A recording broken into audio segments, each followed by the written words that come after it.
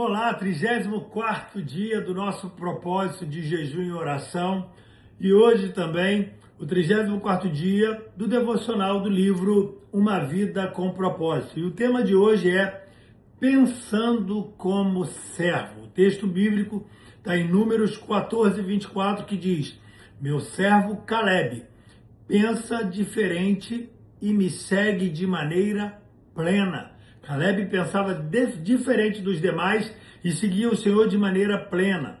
Filipenses 2,5, tentem pensar como Cristo Jesus pensava. Então nós devemos pensar como Cristo pensava, que haja em nós os pensamentos, a mente de Cristo, para que possamos pensar como servos do Senhor. Servir começa na mente, diz o autor.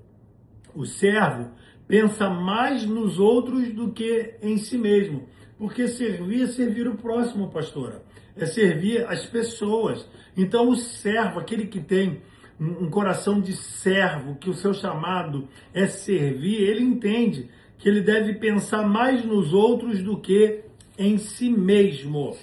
Uma outra atribuição de pensar como servo é que o verdadeiro servo não tenta usar Deus para realizar os seus propósitos, mas deixa que Deus o use para o propósito dele. Glória a Deus por isso.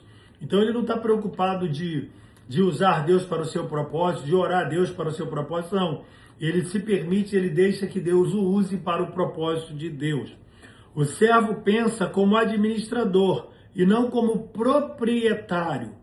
O servo está consciente de que todas as coisas pertencem a Deus, ou seja, ele é um administrador das coisas de Deus, da obra de Deus, do ministério de Deus, e ele está aqui para servir ao seu Senhor. O servo medita sobre o próprio trabalho, não no que os outros estão fazendo.